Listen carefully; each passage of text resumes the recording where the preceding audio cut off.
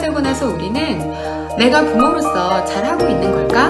라는 걱정을 많이 하게 되죠. 부모도 완전할 수는 없어요. 똑같은 사람이니까요. 하지만 내 자신이 불안정하다는 사실을 인정하고 건강한 감정 표현으로 변화되는 부모가 될 때 아이의 정서에 좋은 영향을 주고 행복한 삶으로 변화된다는 거죠. 안녕하세요. 리라랜드의 리라쌤입니다. 오늘은 지난 시간에 예고해드렸던 북 리뷰를 나눠보려고 해요. 이 책을 제가 알고 선택했던 것은 아니고 다른 책을 구입하러 갔다가 제목에 마음이 끌려서 리뷰를 하기로 마음먹었어요. 무엇보다 제가 예고해서 안내해드렸던 것처럼 서점에서 책을 둘러보다가 사파를 보고 울컥 눈물이 났는데 그 이유는 아직도 제가 저희 큰 아이에게 미안한 마음을 가지고 있기 때문일 거예요. 저에게는 현재 고2와 중1인 아들이 둘 있습니다. 그리고 가끔 아들이 되는 아들이 하나 더 있긴 합니다만 그건 나중에 기회가 되면 다뤄보도록 해요. 이 책은 제목이 이미 80을 했어요. 부모가 죄책감을 느낄 수 있도록 제목을 잘 활용했죠. 저 역시도 제목에 끌려서 이 책을 살펴봤고 사파에 울컥했으니까요. 이제는 고등학생이 되었는데도 말이죠. 사실 지금은 큰아이에게 감정적으로 화를 내는 일은 없어요. 물론 저희 둘째의 경우에는 아예 감정적으로 화를 내본 적이 없고요. 아이들의 기질이 다르기도 하지만 첫째는 저 역시도 엄마 연습이 안 돼서 더 힘들었던 것 같아요. 무엇보다 이 책에서 말하는 내 감정 돌아보기가 잘 되지 않았고 저도 제 감정을 정확히 모르니 감정 조절이 될 수가 없었겠죠. 자, 그럼 이제 책을 살펴보도록 할게요. 이 책의 저자이신 이정화 대표님은 한국 아동심리 코칭센터를 운영하시고 한국 코치협회 인증 코치로 활동하고 계세요. 책의 내용은 총 8장으로 구성되어 있어요. 저는 이론과 실제로 나누어서 2주에 걸쳐 이론편과 실제편으로 살펴보도록 할게요. 이번 주는 이론편이라고 보시면 됩니다. 먼저 부모가 감정에 대해서 배워야 하는 이유는 무엇일까요? 첫 번째로는 아이들은 부모의 정서적 표현을 보고 정서를 배우기 때문이에요. 이건 이미 우리가 잘 알고 있는 것이라고 생각해요. 우리 세대는 부모님께 감정을 배우지 못한 세대이기 때문에 자녀에게 감정을 가르쳐주기 위해서는 감정을 배워야 하겠죠. 두 번째는 감정을 잘 알고 조절할 줄 아는 사람이 행복감을 느끼고 그 행복감이 삶에 영향을 주기 때문이에요. 모든 부모는 자녀가 행복하기를 바라고 삶의 질이 높은 삶을 살기를 바라죠. 그러기 위해서는 자신의 감정을 이해하고 조절할 줄 알아야 한다는 거죠. 그리고 마지막으로 세 번째는 부모로서 행복하기 위해서입니다. 부모가 행복하지 않으면 아이는 절대 행복할 수가 없어요. 먼저 행복한 부모가 되셔야 합니다. 그럼 이제 부모가 행복해지는 방법에 대해 찾으러 가볼까요? 앞서 말했듯이 우리 세대는 부모에게 감정을 배우지 못한 세대예요. 그러다 보니 대인관계를 할 때 참다가 빵 터지거나 내 감정을 몰라주는 상대에게 서운해지고 때로는 내가 그때 왜 그 말을 못했지? 하면서 후회하게 되죠. 우리 아이들이 이런 감정을 갖기를 원하시지는 않으실 거예요. 감정적인 부모는 감정 기복이 심해서 급작스럽게 화를 내거나 또 쌓아둔 감정을 아이에게 짜증으로 표현하고 감정을 이해하기보다는 논리적으로 설명하려고 하세요. 하지만 감정적인 상황이 되면 객관성을 잃게 돼요. 왜냐하면 감정적인 사람은 자기중심적이기 때문이에요. 반면 정서적인 부모는 아이의 감정을 먼저 공감하기 때문에 상대를 존중하고 배려하고 또 상황을 살피면서 안정감을 주게 되죠. 또 자신의 감정에도 솔직하기 때문에 타인에게 정확하게 표현할 수 있어요. 그렇다면 우리는 아이들에게 어떤 부모가 되어야 할까요? 부모가 감정적이면 어떤 상황이 벌어졌을 때 대처할 수 있는 정서적 능력을 갖추지 못하게 되지만 부모가 정서적이면 감정이 수용될 것이라는 믿음을 바탕으로 적절한 방법으로 감정을 처리하는 방법을 알게 됩니다. 우리 부모가 정서적이어야 하는 가장 큰 이유가 되겠죠? 사실 우리도 잘 알고 있는데 왜 이렇게 아이에게 화가 나는 거죠?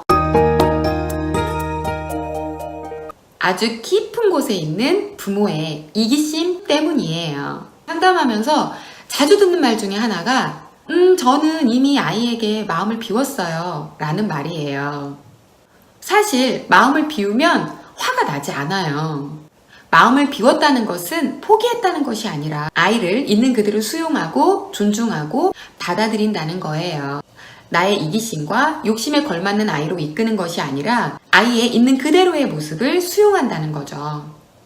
그럼에도 화가 난다는 것은 부모라는 이름으로 아이를 이대로 두면 잘못될지도 모른다는 불안감과 부모이기 때문에 반드시 고쳐줘야 한다는 사명감, 이런 것들이 내 안에 무장되어 있다가 아이가 틀렸다라고 느껴지면 바로 화가 나는 거죠. 이 역시 더 깊이 들어가 보면 이기심 때문이고요.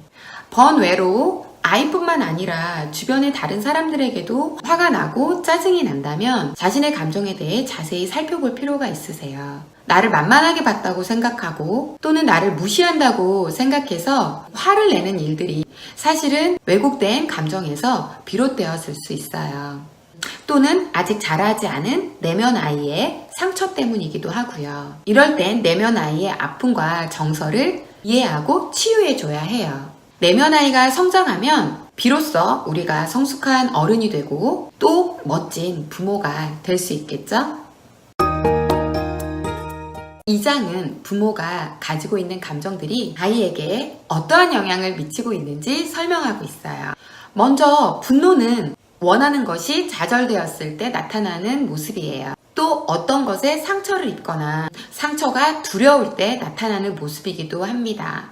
분노는 어린 시절의 아픈 기억과 연관되어 있어요. 특히 분노를 잘 내는 사람일수록 자기 감정을 잘 표현하지 못하고 조절하는 법을 어려워해요. 분노는 처음엔 감정이 해소되는 것처럼 느껴지지만 사실 안으로 계속 쌓이기 때문에 서로에게 안 좋은 영향을 줍니다. 분노는 그대로 학습돼요. 부모의 우울감은 아이들에게 치명적인 영향을 미치는데 부모의 우울증은 자녀의 25%가 정신장애나 행동장애를 겪게 된다고 해요. 특히 엄마의 우울감은 아이들에게 분리불안과 무기력증으로 보여지기도 합니다. 제가 상담을 한 아이 중에도 엄마가 시부모님과 함께 살면서 우울증이 왔어요. 그 문제로 아이도 감정 표현이 거의 되지 않고 우울감과 무기력감이 함께 왔던 케이스가 있었어요. 부모님이 행복하셔야 아이도 행복해져요. 양육에서의 죄책감은 양육에 실패했다는 감정 때문에 만회하기 위해서 아이에게 지나치게 집착하고 과잉보호를 하게 돼서 아이의 불안을 높이고 자존감이 낮은 아이가 되는 상황을 만들게 돼요. 특히 부적절하게 감정 표현을 많이 한 부모일수록 죄책감이 커지게 됩니다. 저도 그래서 이 책을 보고 울컥했던 거고요. 이 제목을 보고 찔렸으니까요. 하지만 죄책감을 느낀다는 것은 자신을 성찰한 부모이기도 해요. 이 감정을 올바르게 수용하고 또 용서함을 통해서 성숙한 부모로 성장하면 좋겠죠? 열등감은 남과 비교를 해서 가치를 따지고 과도한 경쟁과 집착을 하거나 반대로 무기력해지면서 자기 비하를 하는 상태를 만들기도 하죠. 부모의 열등감은 자녀를 경쟁 구도로 몰아넣기 때문에 고통스러운 삶을 살게 되는 아주 안타까운 감정이에요. 특히 부모가 이 열등감을 아이에게 보상받으려는 보상 심리와 맞물려서 시너지를 내게 됩니다. 자녀를 독립적인 개체로 보지 못하고 자신의 성과물이나 소유물로 생각해서 잘못된 기대와 희망을 갖게 되기 때문에 객관성을 잃게 돼요. 우리 뱃속에서 아이가 태어났을 때 이미 아이는 독립된 개체이고 나와는 별개인 한 인간임을 잊지 않으셨으면 좋겠어요.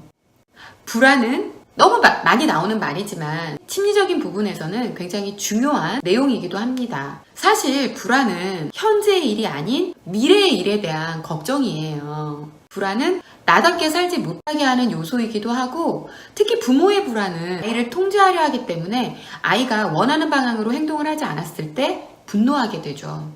제가 정말 좋아하는 말 중에 카르페 디엠이 있어요. 오늘 즐겨라.